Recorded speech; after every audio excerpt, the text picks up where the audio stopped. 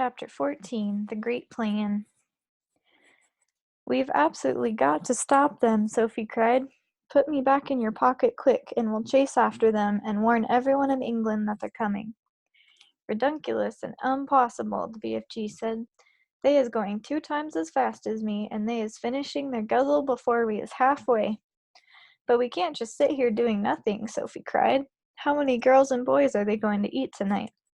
"Many," the BFG said. "The flesh-lump-eating giant alone has most squaggling whoopsie appetite."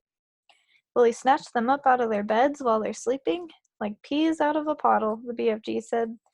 "I can't bear to think of it," Sophie cried. "Then don't," the BFG said. "For years and years I is sitting here on this very rock every night after night when night after night when they is galloping away.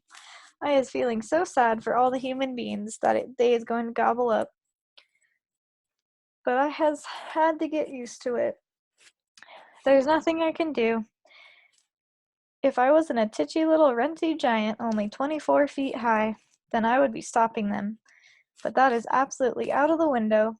"Do you always know where they're going?" Sophie asked. "Always," the BFG said. "Every night they is yelling at me as they go boodling past. The other day they was yelling, 'We is off to Mississippi and Missouri to guzzle them both.'" "Disgusting," Sophie said. "I hate them." She and the big friendly giant sat quietly side by side on the blue rock in the gathering dusk. Sophie had never felt so helpless in her life. After a while, she stood up and cried out, "I can't stand it. Just think of those poor girls and boys who are going to be eaten alive in a few hours' time. We can't just sit here and do nothing. We've got to go after those brutes." "No," the BFG said. "We must," Sophie cried. "Why won't you go?" The BFG sighed and shook his head firmly. "I has told you 5 or 6 times," he said, "and the 3rd time will be the last. I is never showing myself to human beings." "Why ever not? If I do, they will be putting me in a zoo with all the giraffes and caterpillars." "Nonsense," Sophie said. "And they will be sending you straight back to an orphanage." The BFG went on. Grown-up human beings is not famous for their kindness. They is all squiffle-rotters and grink-sludgers." "That simply isn't true," Sophie said angrily. "Some of them are very kind indeed." "Who?" the BFG said. "Name one." "The Queen of England," Sophie said. "You can't call her a squiffle-rotter or a grink-sludger." "Well," the BFG said, "you can't call her a squeak-peep or a knot-muncher either," Sophie said, getting angrier and angrier. "The flesh-lump-eater is longing dearly to guzzle her up," the BFG said, smiling a little now. "Who, the Queen?" Sophie cried, aghast. "Yes," the BFG answered. "Flesh-lump-eater says he is never eating a queen, and he thinks perhaps she is an especially scrumdiddlyumptious flavor." "How dare he?" Sophie cried. "But Flesh-lump-eater says there is too many soldiers around her palace, and he doesn't try it." "He'd better not," Sophie said. "He is also saying he would like very much to guzzle one of the soldiers in his pretty red suit, but he is worried about those big black furry hats they is wearing. He thinks they might be sticking in his throat. I hope he chokes," Sophie said. "Flesh-lump-eater is a very careful giant," the BFG said. Sophie was silent for a few moments. Then suddenly, in a voice filled with excitement, she cried out, "I've got it, by golly, I think I've got it."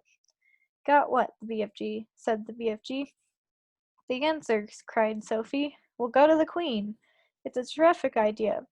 If I went and told the Queen about these disgusting man-eating giants, I'm sure she'd do something about it." The BFG looked down at her sadly and shook his head. "She is never believing you," he said. "Never in a month of Mondays." "I think she would." "Never," the BFG said. "It is sounding such a wonky tall story. The Queen will be laughing and saying, 'What awful rub-squash.'" "She would not." "Of course she would," the BFG said. "I has told you before that human beings is simply not believing in giants." "Then it's up to us to find a way of making her believe in them," Sophie said. "And how is you getting in to see the Queen anyway?" the BFG asked. "Now hold on a sec," Sophie asked. "Just you hold on and see, because I've got another idea. Your ideas is full of crodswoggle, the BFG said. Not this time, Sophie said. You say that if we tell the Queen, she would never believe us? I is certain she wouldn't, BFG said. But we aren't going to tell her, Sophie said excitedly. We don't have to tell her. We'll make her dream it. That is an even more froth-boggling suggestion, the BFG said. Dreams is lots of fun, but nobody is believing in dreams either. You is only believing in a dream while you is actually dreaming it. But as you is waking up, you is saying, oh, thank goodness it was only a dream. Don't you worry about that part of it, Sophie said. I can fix that. Never can you fix it, the BFG said. I can, I swear I can. But first of all, let me ask you a very important question. Here it is. Can you make a person dream absolutely anything in the world? Anything you like, the BFG said proudly. If I said I wanted to dream that I was in a flying bathtub with silver wings, could you make me dream it? I could, the BFG said. But how? Sophie said. You obviously don't have exactly that dream in your collection. I do not, the BFG said, but I could soon be mixing it up. How could you mix it up? It is a little bit like mixing a cake, the BFG said. If you is putting the right amounts of all the different things into it, you is making the cake come out any way you want. Sugary, spongy, curranty, Christmassy, or grab-switchy. It is the same with dreams. Go on, Sophie said. I had dillions of dreams on my shelves, right or left. Right, Sophie said. I has dreams about bathtubs, lots of them. I has dreams about silver wings. I has dreams about flying. So all I have to do is mix those dreams together in the proper way, and I is very quickly making a dream where you is flying in a bathtub with silver wings. I see what you mean, Sophie said, but I didn't know you could mix one dream with another.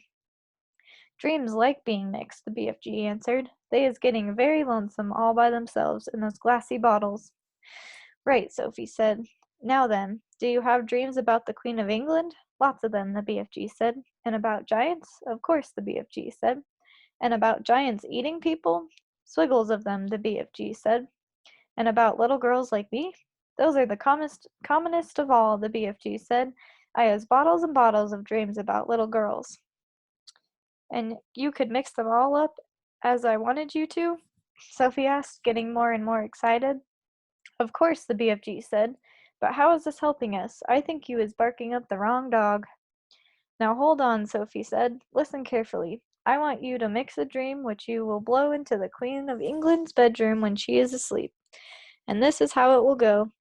Now hang on a mintick, the BFG said. How is I possibly going to get near the Queen of England's bedroom to blow in my dream? You is talking dumb, silly. I'll tell you that later, Sophie said. For the moment, please listen carefully. Here's the dream I want you to mix. Are you paying attention? Very close, the BFG said.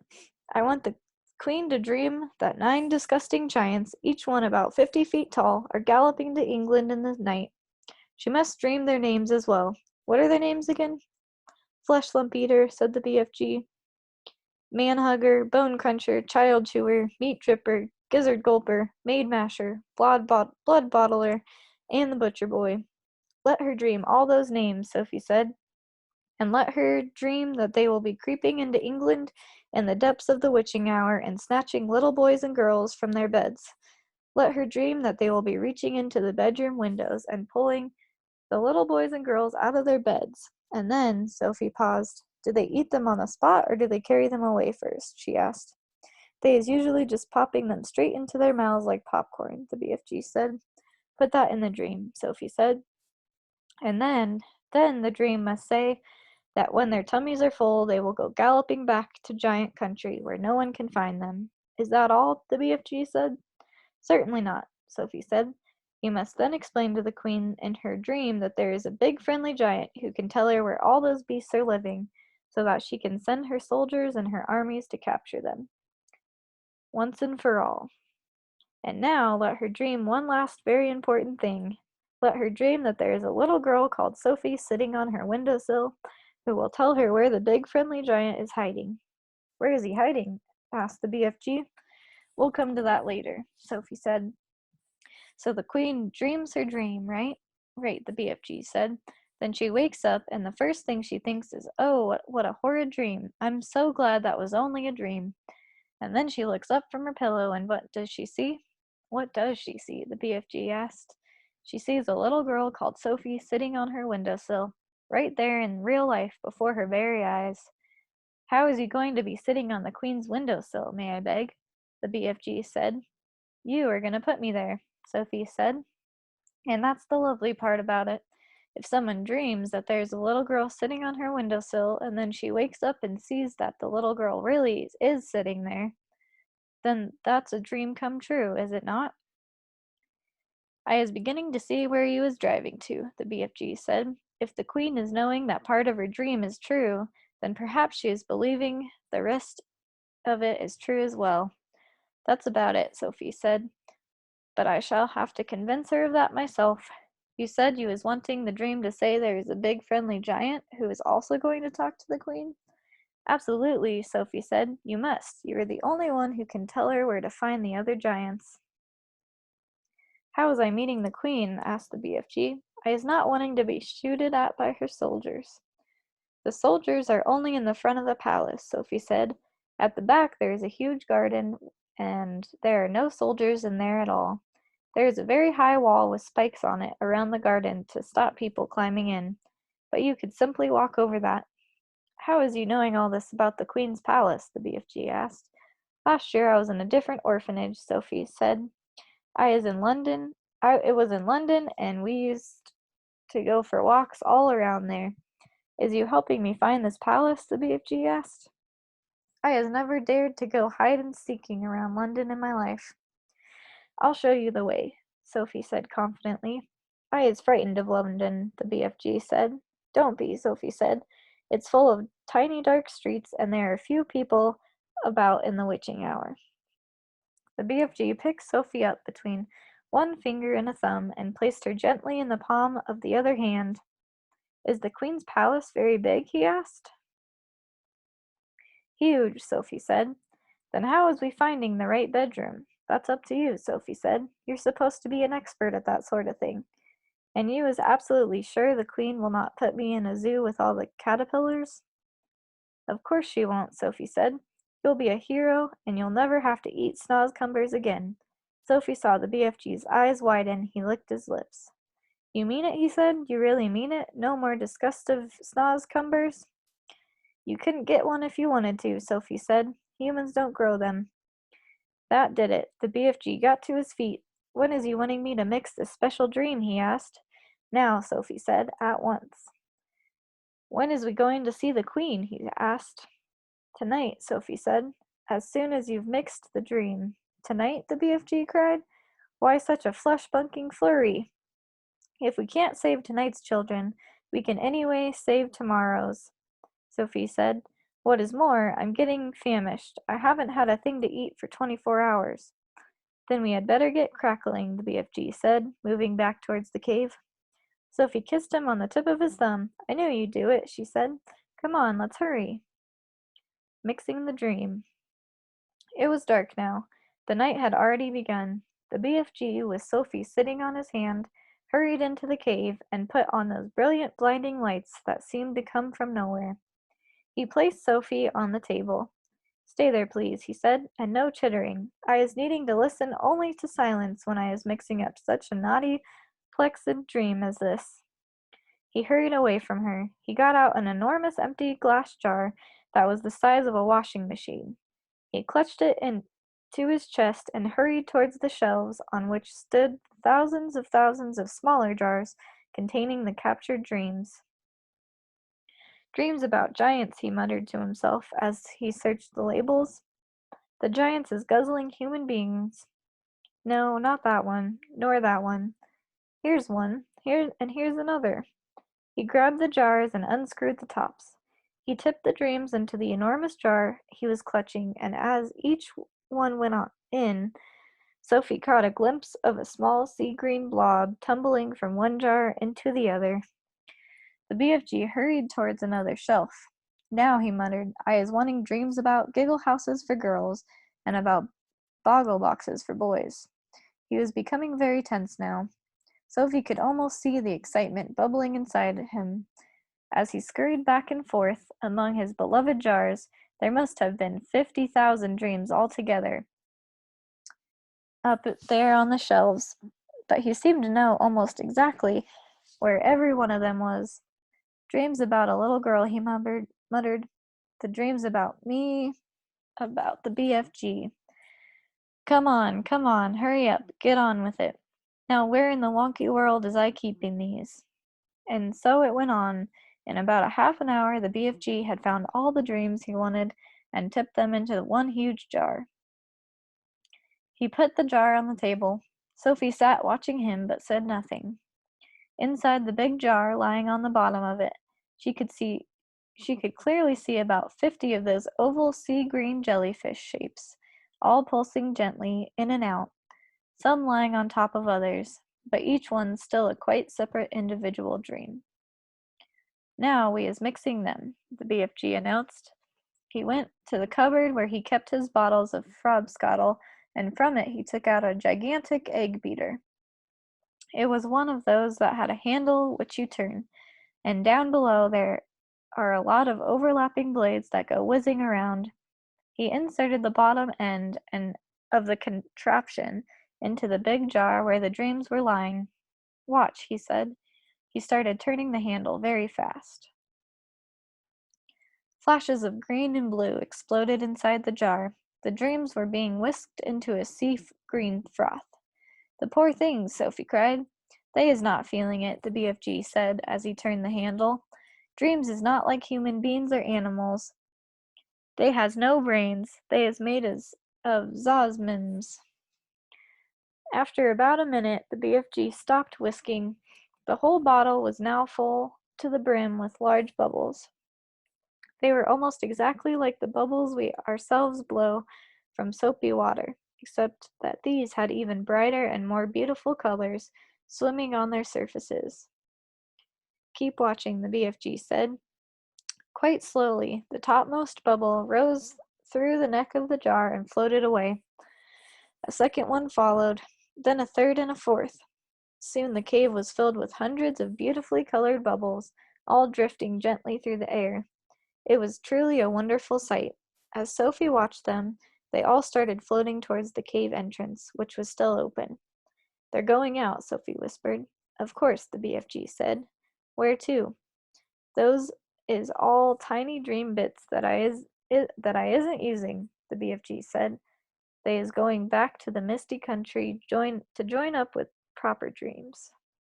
It's all a bit beyond me, Sophie said. Dreams is full of mystery and magic, the BFG said. Do not try to understand them. Look in the big bottle, and you will now see the dream you is wanting for the queen. Sophie turned and stared into the great jar. On the bottom of it, something was thrashing around wildly, bouncing up and down and flinging itself against the walls of the jar. Good heavens, she cried. Is that it? That's it, the BFG said proudly. But it's horrible, Sophie cried. It's jumping about. It wants to get out. That's because it's a trogglehumper, the BFG said. It's a nightmare. Oh, but I didn't want you to give the queen a nightmare, Sophie cried. If she is dreaming about giants guzzling up little boys and girls, then what is you expecting it to be except a nightmare?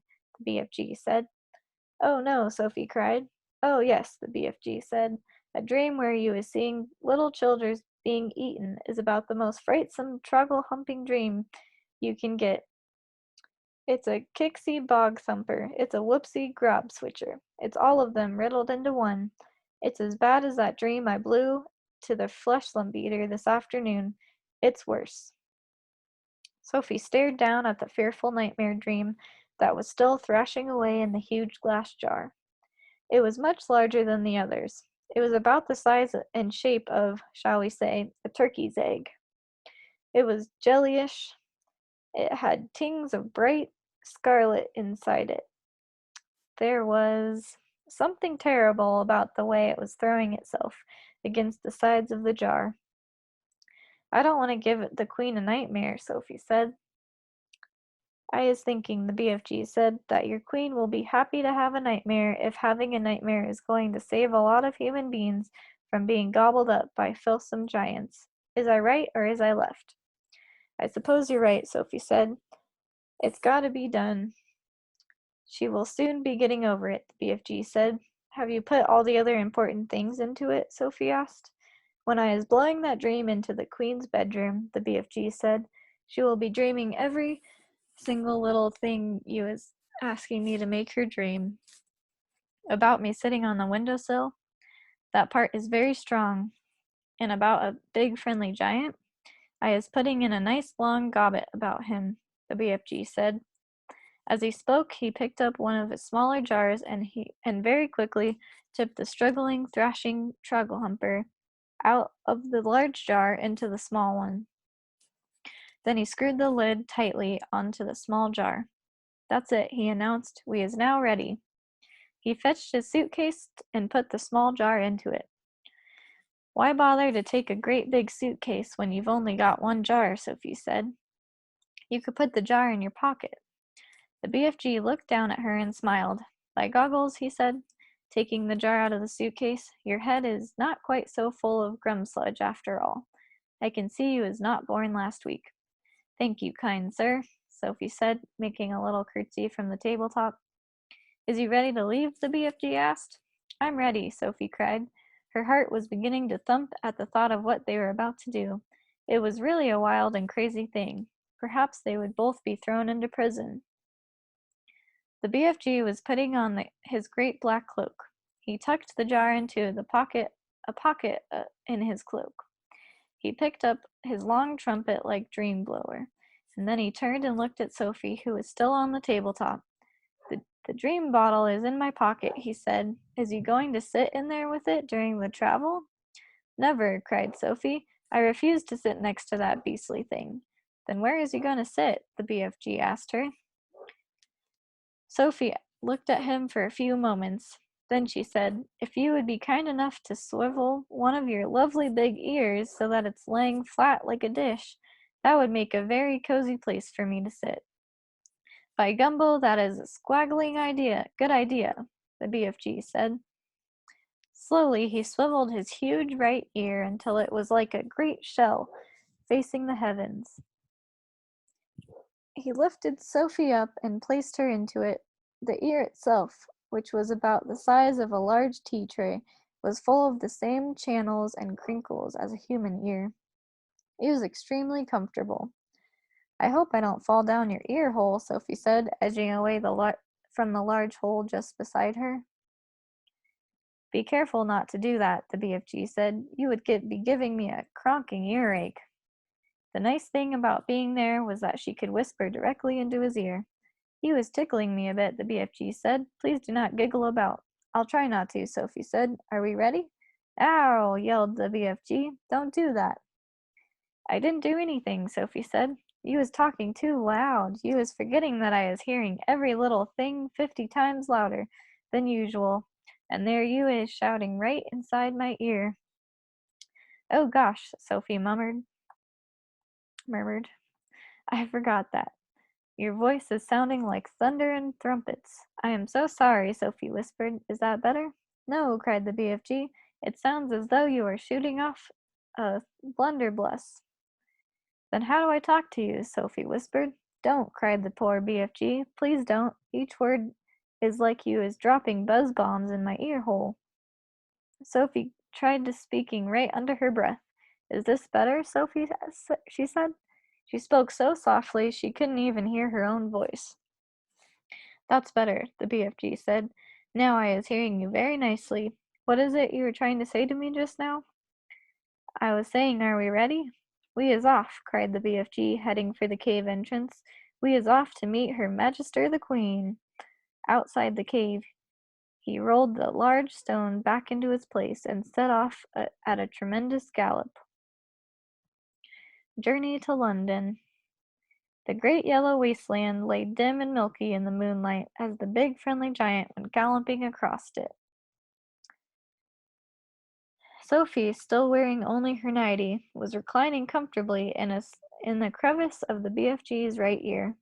She was actually in the outer rim of the ear, near the top, where the edge of the ear folds over, and this folding over bit made a sort of roof for her and gave her wonderful protection against the rushing wind. What is more, she was lying on skin that was soft and warm and almost velvety. Nobody, she told herself, had ever traveled in greater comfort. Sophie peeped over the rim of the ear and watched the desolate landscape of the giant country go whizzing by. They were certainly moving fast. The BFG went bouncing off the ground as though they were rockets in his toes. And each stride he lifted them about 100 feet into the air. He had not yet gone into the whizzing top gear of his, when the ground became blurred by speed, and the wind howled at his feet didn't seem to be touching anything but air. That would come later. Sophie had not slept for a long time. She was very tired. She was also warm and comfortable. She dozed off. She didn't know how long she slept, but when she woke up again and looked out over the edge of the ear, the landscape had changed completely. They were in a green country now, with mountains and forests. It was still dark, but the moon was shining as brightly as ever. Suddenly, and without slowing his pace, the BFG turned his head sharply to the left. For the first time during the entire journey, he spoke a few words. "Look, quick, quick, over there," he said, pointing his long trumpet. Sophie looked in the direction he was pointing. Through the murky darkness, all she saw at first was a great cloud of dust, about 300 yards away. "Those is the other giants all galloping back home after their guzzle," the BFG said. Then Sophie saw them. In the light of the moon, she saw all 9 of those monstrous, half-naked brutes thundering across the landscape together. They were galloping in a pack, their necks craned forward, their arms bent at the elbows, and worst of all, their stomachs bulging. The strides they took were incredible. Their speed was unbelievable. Their feet pounded and thundered on the ground and left a great sheet of dust behind them, but in 10 seconds they were gone. "A lot of little girlsies and boysies is no longer sleeping in their beds tonight," the BFG said. Sophie felt quite ill. But this grim encounter made her more than ever determined to go through with her mission. It must have been about an hour or so later that the BFG began to slow his pace. We is in England now," he said suddenly. Dark though it was, Sophie could see that they were in country of green fields and with neat hedges in between the fields. There were hills with trees all over them, and occasionally there were roads with lights of cars moving along. Each time they came to a road, the BFG was over it and away, and no motorist could possibly have seen anything except a quick black shadow flashing overhead. All at once, a curious orange-colored glow appeared in the night sky ahead of them. "We is coming close to London," the BFG said. He slowed to a trot. He began looking about cautiously. Groups of houses were now appearing on all sides, but there were still no lights in the windows. It was too early for anyone to be getting up yet. "Someone's bound to see us," Sophie said. "Never is they seeing me," the BFG said confidently. "You is forgetting that I is doing this sort of thing for years and years and years. No human being is ever catching even the smallest wink of me." "I did," Sophie whispered. "Ah, yes," he said. "But you is the very first." During the next half-hour, things moved so swiftly and so silently that Sophie, crouching in the giant's ear, was unable to understand exactly what was going on. They were in streets. There were houses everywhere. Sometimes there were shops. There were bright lamps in the streets. There were quite a few people about, and there were cars with lights on. But nobody ever noticed the BFG. It was impossible to understand quite how he did it. There was a kind of magic in his movements. He seemed to melt into the shadows. He would glide. That was the only word to describe his way of moving. He would glide noisily from one dark place to another, always moving, always gliding forward through the streets of London, his black cloak blending with the shadows of the night. It is quite possible that 1 or 2 late-night wanderers might have thought that they saw a tall black shadow skimming swiftly down a murky side street. But even if they had, they wouldn't have believed their own eyes. they would have dismissed it as an illusion and blamed themselves for seeing things that weren't there. Sophie said the BFG came Sophie and the BFG came at last to a large place full of trees. There was a road running through it and a lake. There were no people in this place, and the BFG stopped for the first time since they set out from the cave many hours before. "What's the matter?" Sophie whispered in her under-the-breath voice. "I is in a bit of a puddle," he said. "You are doing marvelously," Sophie whispered. "No, I isn't," he said. "I is now completely bogged. I is lost." "But why?" "Because we is meant to be in the middle of London, and suddenly we is in green pastures." "Don't be silly," Sophie whispered. "This is the middle of London. It's called Hyde Park. I know exactly where we are." He was joking. "I'm not. I swear I'm not. We're almost there." "You mean we is nearly at the Queen's Palace?" cried the BFG. "It's just across the road," Sophie whispered. "That is where I take over." "Which way?" the BFG asked. "Straight ahead." The BFG trotted forward through the deserted park. "Now stop." The BFG stopped. "You see that huge roundabout ahead of us just outside the park?" Sophie whispered. "I see it. That is Hyde Park Corner. Even now, when it is still an hour before dawn, there was quite a lot of traffic moving around Hyde Park Corner." Then Sophie whispered, "In the middle of a roundabout, there is an enormous stone arch with a statue of a horse and a rider on top of it. Can you see that?" The BFG peered through the trees. "I is seeing it," he said. "Do you think that if I took a very fast run at it, you could jump clear over Hyde Park Corner, over the arch and over the horse and rider, and land on the pavement on the other side?" "Easy," the BFG said. You're sure? You're absolutely sure?" "I promise," the BFG said. "Whatever you do, you mustn't land in the middle of Hyde Park Corner. Don't get so flushed," the BFG said. "To me that is a snitchy little jump. There is not a thing to it." "Then go," Sophie whispered. The BFG broke into a full gallop. He went scorching across the park, and just before he reached the railings that divided it from the street, he took off. It was a gigantic leap. He flew high over Hyde Park Corner and landed as softly as a cat on the pavement the other side. "Well done," Sophie whispered. "Now quick, over that wall." Directly in front of them, bordering the pavement, there was a brick wall with fearsome-looking spikes all along top of it. A swift crouch, a little leap, and the BFG was over it. "We're here! We're there!" Sophie whispered excitedly. "We're in the Queen's back garden."